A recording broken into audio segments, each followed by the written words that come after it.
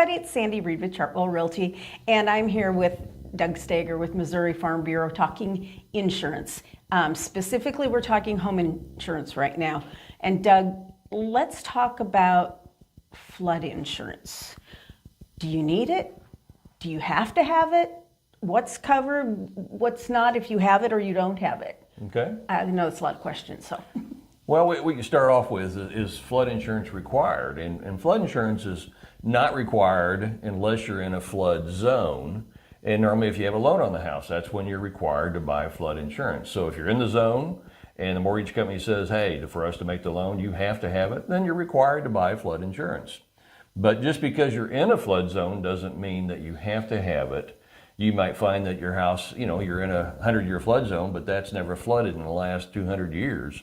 But we haven't been here that long in this area to really say, hey, is it 200 years that's going to happen? But even the little creek behind your house now, the more houses, the more concrete we get, things could flood. And your regular homeowner's policy does not cover that flood insurance if it comes in over the top of the foundation or through the window well or even seeps through the foundation. There's no water coverage by the home policy. So we want to make sure that, how do we protect ourselves? A lot of times people have seen in all the flooding that you see, a lot of big cities will be flooded. Well, most of those people don't have flood insurance because they're not in a flood zone. I don't mean you can't get flooded. So if you want that protection, you can always buy flood insurance. It will be less if you're not in a flood zone, so you can still buy that protection. If you're close to a creek or if you're at the end of the cul-de-sac where all the water comes down the street, as long as it's flooding you and your neighbor's yard, you're probably going to find, hey, I might have flood insurance coverage that can pick that up if I need it.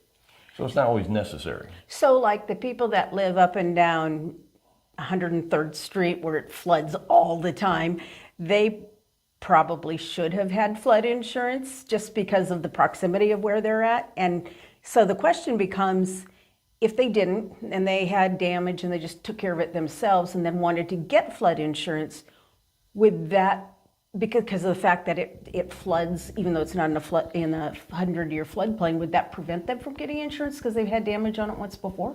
It should not make them not be able to get it. All flood insurance is actually regulated through the National Flood Program, which is the government flood program. Oh, okay. So each company can go out and sell it, but it's backed by the government if something happens. The most you could buy is up to $250,000 on a house also.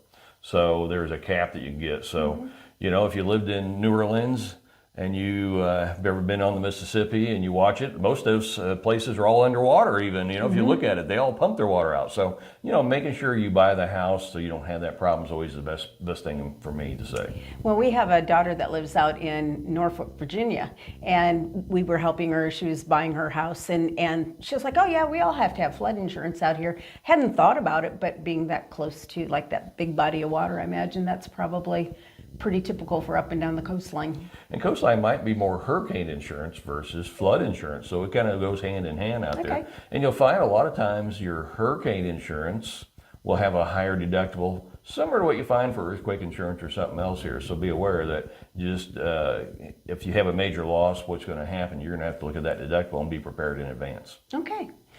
And I think we should be glad that we don't have to have tornado insurance, right? Tornado insurance is always a good thing for here, that's for sure. After Joplin tornado, it's a good story for all people to understand is, if your house is gone, what is it we're trying to do? And that's what your homeowner's insurance will help pick up. And there's other values that we can look at for that too.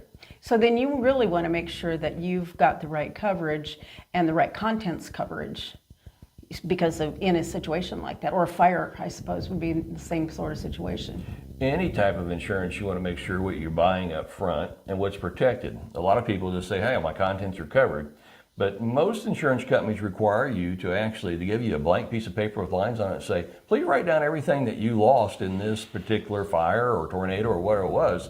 And if you don't have documentation, that's okay sometimes, but how do you remember you had $100,000 worth of stuff or $50,000 or even $10,000? How do you come up with that list? So I always tell people, take a picture. When I say a picture, I mean open your drawer, open your silverware drawer, refrigerator, the freezer, sock drawer. You want a picture of every single thing. If you got your garage full of tools, be sure you take a picture of every little drawer so that you can have documentation if you need it, just to put it down. And if the company says you really had that much stuff, Hey, you want to see my picture?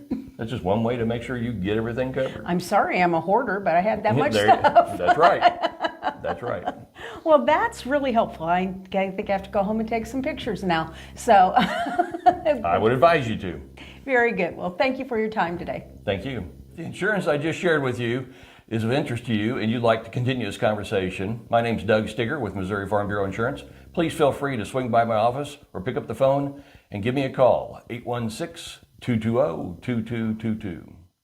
And if you need a real estate agent that will put your needs in front of their own, give us a call, send us a text, respond to this video. We will be there and walk hand in hand with you throughout your real estate journey to get you to your next adventure.